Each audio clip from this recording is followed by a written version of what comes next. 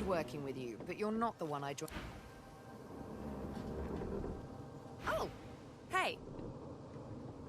Hell if I know. They talk to you, not me. How bad is it? Say, on a scale of 1 to 10.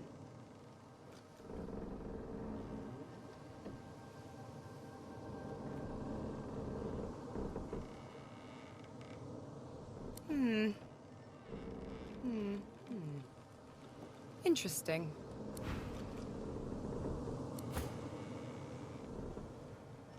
Your eyes brim with inquiry, so ask.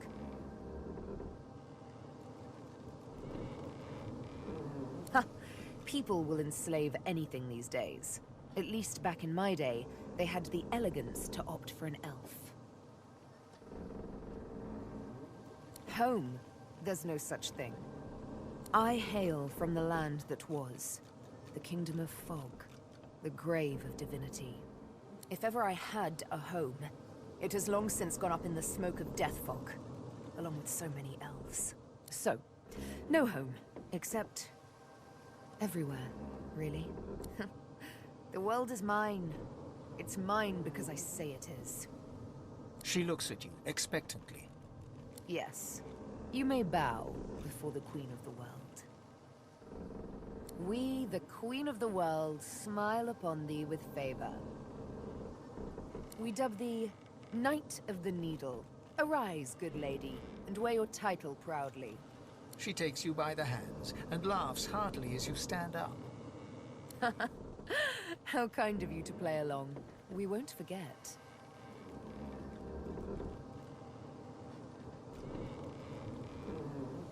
What I have seen is a cautionary tale.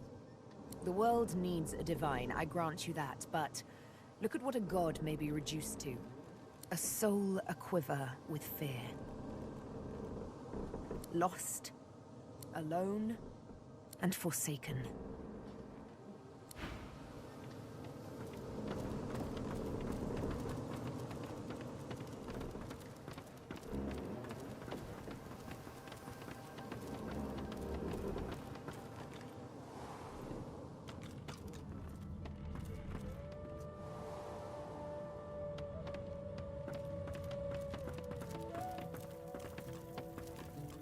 People are going to perish.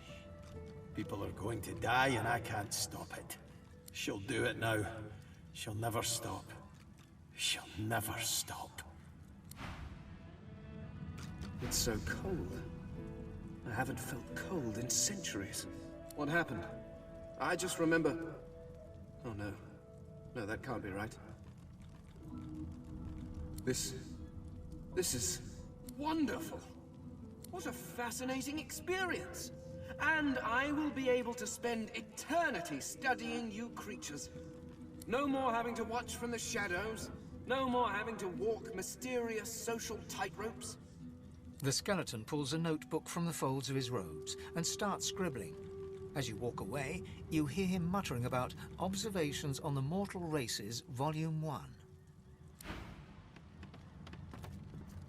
The Red Prince's spirit stands bewildered, his spectral eyes beleaguered by disbelief. Defeat? I have been defeated. Impossible. Impossible. No. The Red Prince does not perish.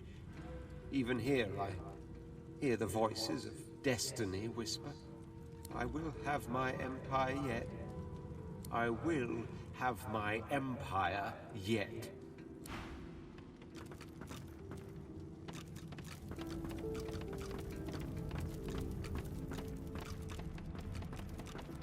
Where have you been? I can't keep this up much longer. We need to go.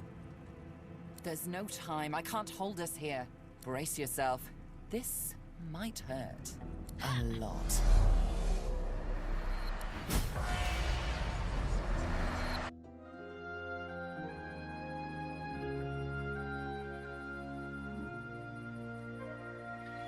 The chill of the Hall of Echoes clung to the Lady Vengeance as it returned to the shores of Reaper's Coast.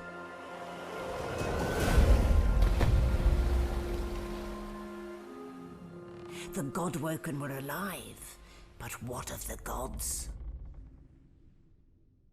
Solid ground materializes beneath your feet. As your eyes adjust, you realize you're still aboard the Lady Vengeance. Oh, one moment, please. Malady explodes in a fit of retching that racks her body. Better.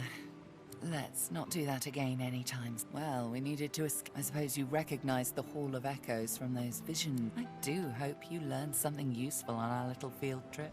Desperate how? I see. So, your god seemed uncharacteristically frightened, told you the void was coming, and that only you could ascend to divinity, after which you felt a cold deep within you.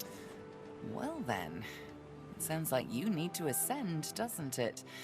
And quickly. She inspects her fingernails with great attention, then looks up at you from under an arched eyebrow. Did they mention how you were meant to become the next divine? Oh, what confidence you inspire. Luckily for you, Mama Malady is here to help. We already know you can bless, but as far as I know, you can neither see source nor take it as you see fit. I may not know much about divinity, but I do know that any god-woken worth their salt will know how to perform all these oh-so-fantastic feats. You need to go see the Meister.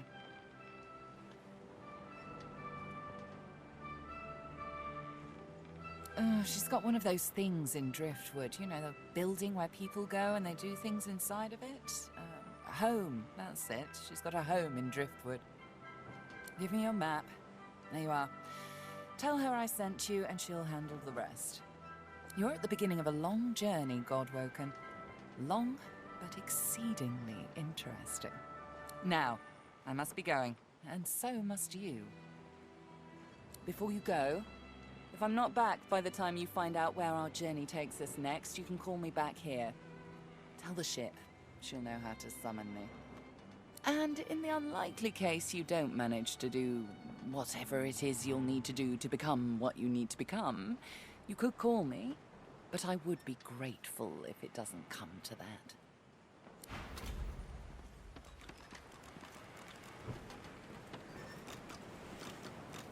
Go on then.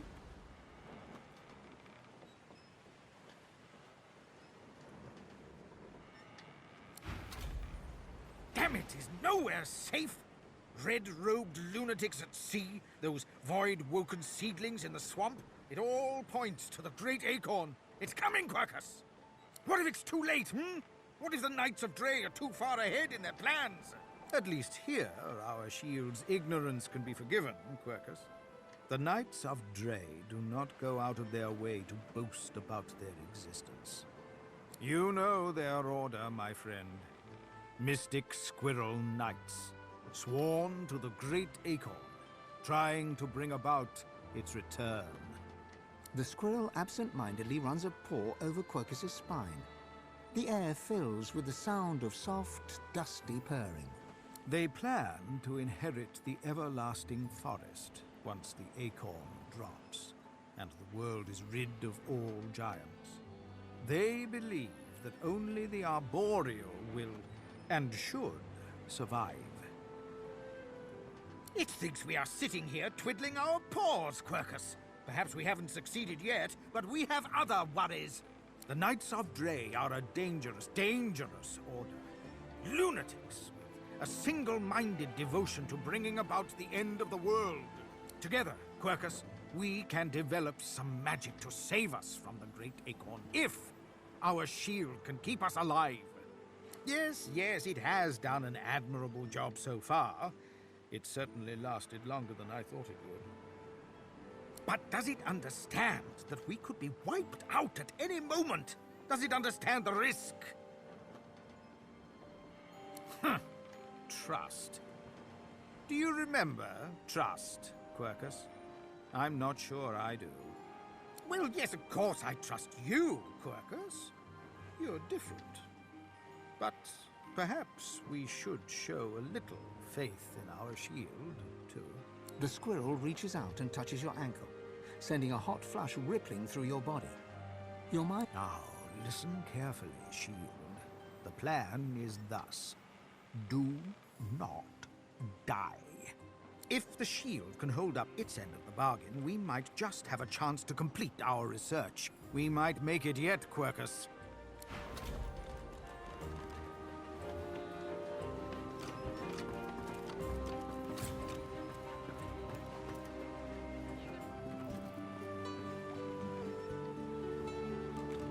Come on, let's keep moving. Well, I think I should focus on getting this demon out of my head. And of course, I think you should help me. And if we pick up a few new source tricks along the way, so be it. Good working with you, but you're not the one I joined up with. I'll talk with them directly, if you don't mind.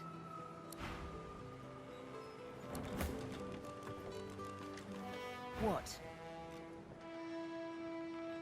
Didn't you hear, Melody? We're off to find the Meister. And the Master. As such, my first priority remains to find Roost. He is the pawn that will eventually topple the king. Ha! A tale of cloaks and daggers and daredevilry. Are you up for it? Wonderful. She bows with thespian flair. Imagine a black room.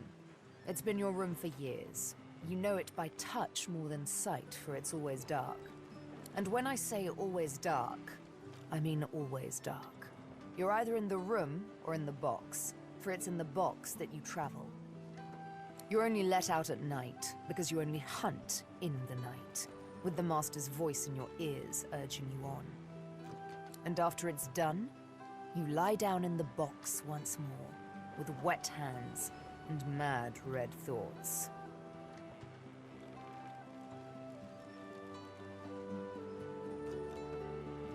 Sometimes it's best to let sleeping questions lie. The thing is, the box didn't break me, though I confess it taught me to hate. One night, I killed a scholar. With my needle through his fragile old skull, he fell headfirst upon his writing desk, blood mingling with spilt ink.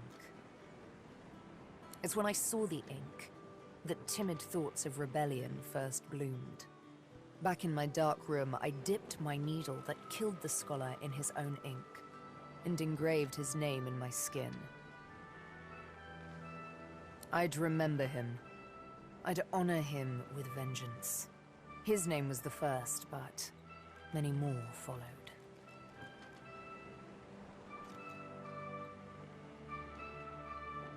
Of course. She bares her left arm and shows you the name. You softly run your finger across it. Mindarin. He was Turashar, a keeper of stories. I'm sure he was loved by many. People like him, the beloved dead, they kept me going.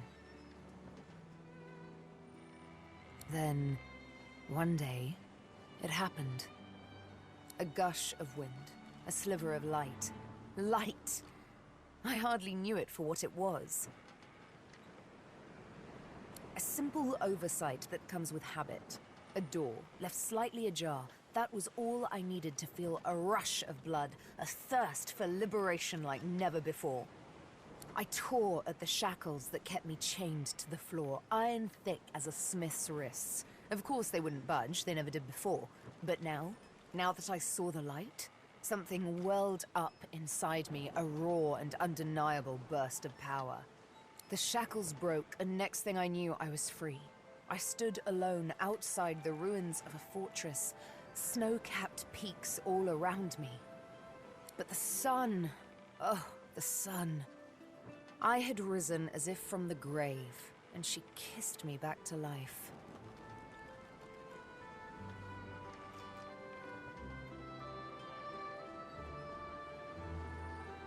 Why, I traveled back to civilization and had myself a long, luxurious bath.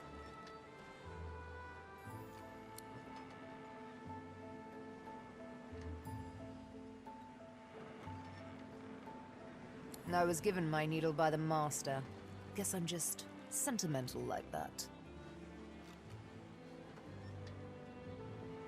Fine, if it means that much to you. She draws her needle and holds it up between thumb and index finger. Go on. Ever so gently touch the tip. Barely have you touched the needle's pinpoint surface when a thick droplet of blood wells up from your fingertip. Sharp little minx, isn't she? Sibyl, this needle was forged in an altogether different world. It wasn't wrought upon a crude anvil hammered into shape with rough blows. No, it was cast with demon precision. It is absolutely priceless, and it's yours. The master's own words. And he was right. As an instrument of assassination, it's absolutely priceless. But one day soon, he'll find out just how much he overspent on his gifts for little old me. Just why this needle is a girl's best friend. One might say I'm a bit of a sucker for poetic justice.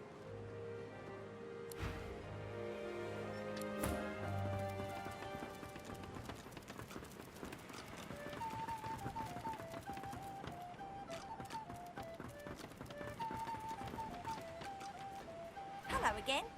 That's twice now you've saved my skin. And I think it's time to start repaying the favours. I could fetch some stuff you need, maybe. Ma always said I was a great runner.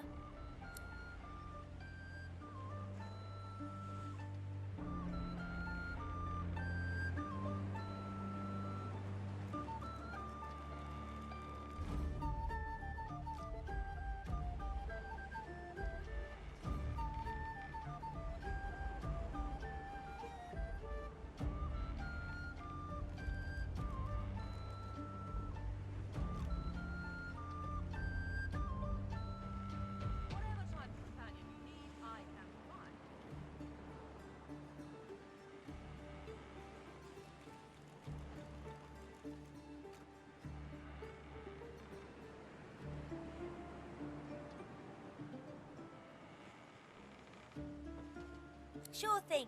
I'll start...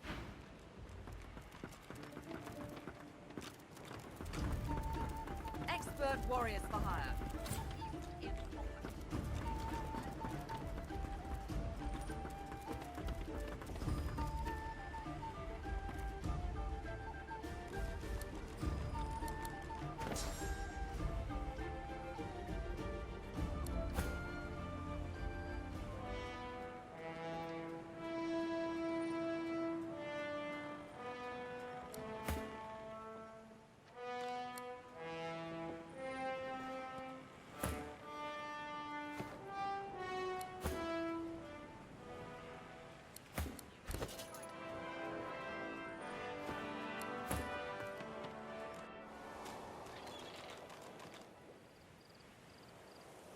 Good working with you.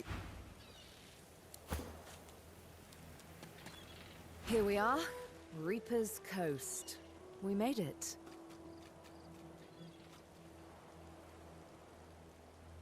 You celebrate too early.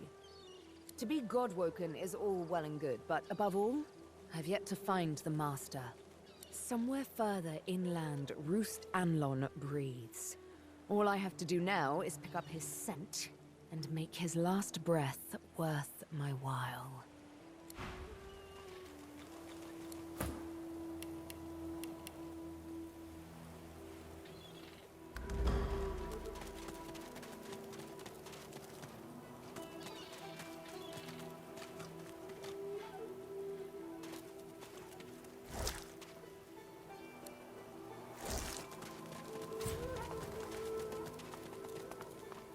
The winged stone figure reaches...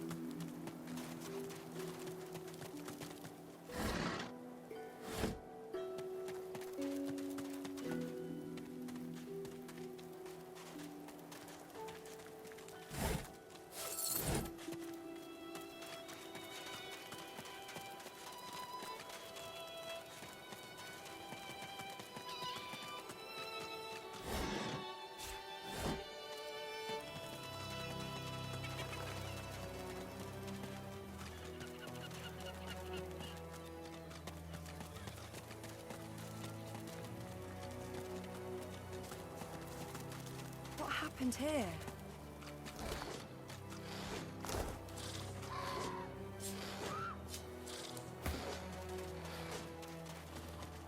That void woken had someone in its claws.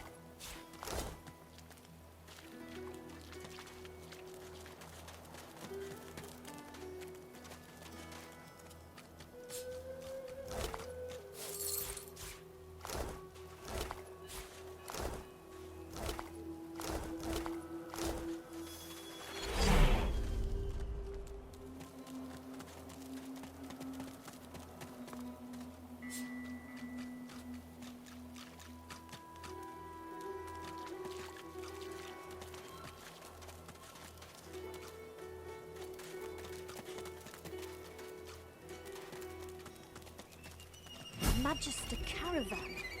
I remember one just like this picking me up. No, no, no! Could have been a shipment to Fort Joy. What happened here? White as driftwood salt, the dwarf flinches at your approach, yet she holds a short, clean blade aloft. Her fierce... Back! Back! Magister, I'll kill you, just like the rest of them! She slumps, all bravado draining from her. No. I've never seen anything like those beasts before. Are they gone? Those? Yes. Worst ones I've ever seen. Ripped through the Magisters. The dwarves. Dead. Dead. Dead. And the sorcerers. Sorcerers. Gone. Her eyes stare vacantly into the distance, glassy as marbles. It's not cold, yet her shivering is relentless. I don't know. I don't know. Old Duna's beard. Lohar. My boss Lohar will want to know what happened to them, but I can't remember. Her helping sorcerers. We thought we could help them against the Magisters, but... She flinches at the slightest rustle of wind through the long grass. Terror in her eyes, she stumbles away from you.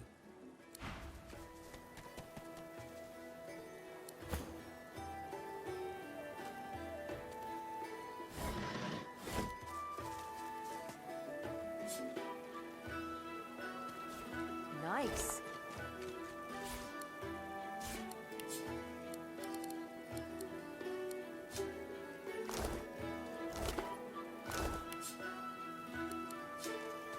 Collared by Magisters in the far north, you were forced marched to this foreign land.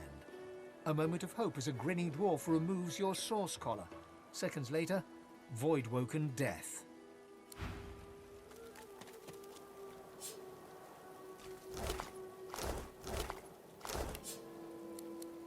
You stride past the chained sorcerers and climb onto the caravan without complaint.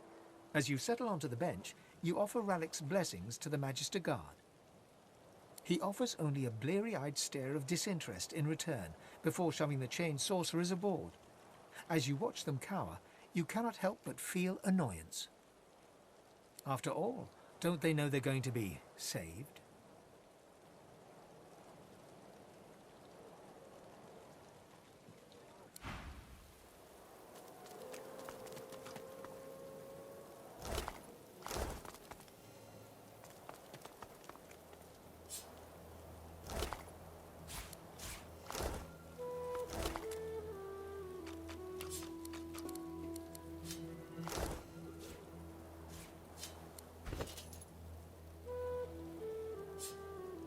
From the dark, you stare up at the thin slivers of light visible between the floorboards.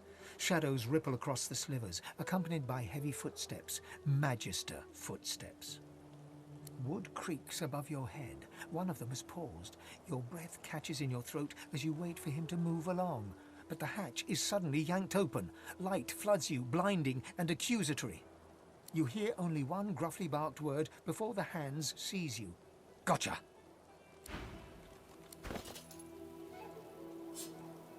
You remember a cold childhood in a no-hope fishing town, bullied mercilessly by a dwarf named Lohar. With no other prospects, you sign up as a Magister, eager for the power denied you all your life.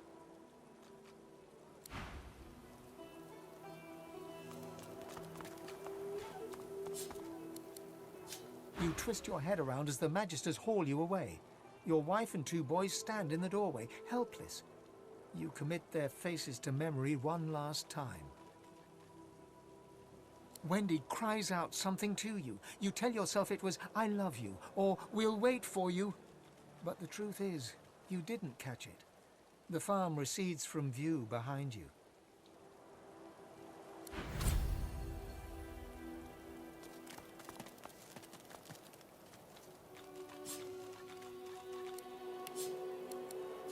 Work, work, work. That's all there was in Driftwood for a dwarf like you. Until you got involved in the anti-Magister resistance. Then, the work was still there, but also purpose. Purpose worth dying for.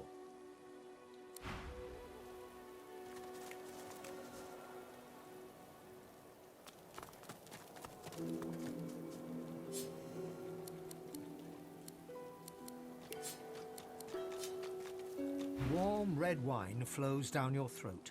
The languor of a tavern evening soothes you. Suddenly, shrieks rend the night. The Magisters have come. Warm red blood flows down your face.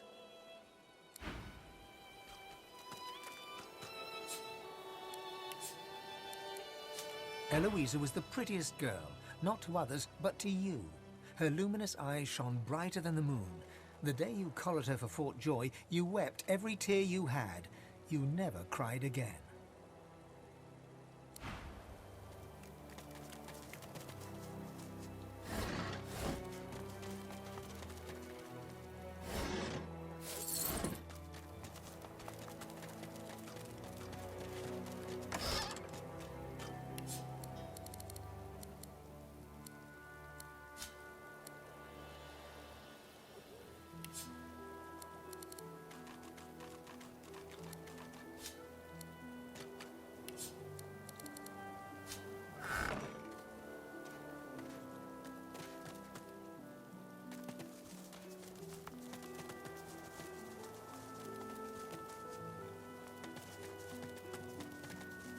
A scruffy kid bounds up and stands before you, hands on hips.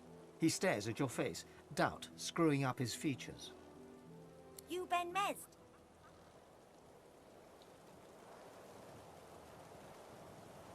Yep, that's just what he said you'd say, Ifan. Righto, got a message for you. Chap called Baron Laveri wants to see you. Black Bull Tavern, first floor. The kid shoves his hands in his pockets and ambles off, whistling an off-key tune.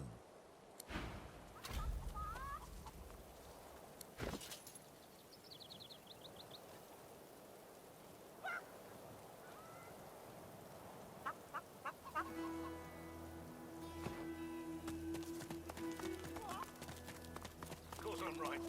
Take with me, kid. I won't steer you wrong.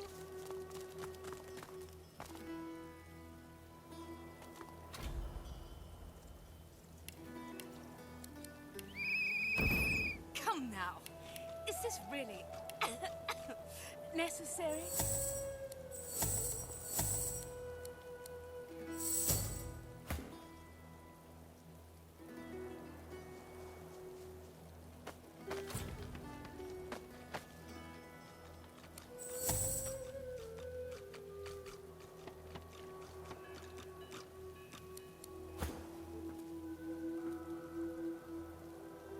I did not kill Alexander, you stupid ape. Release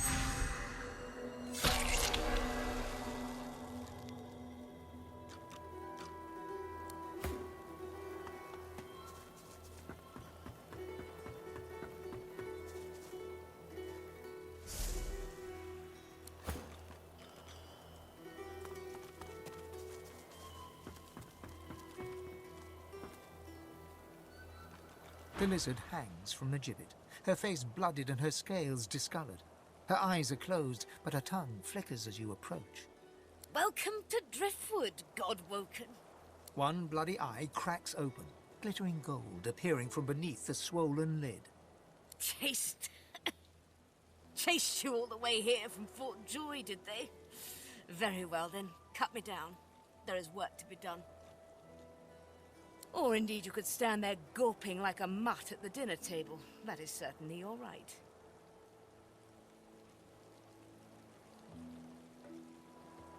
Be quick about it, before the Magister realizes their prize catch is about to slip through the net.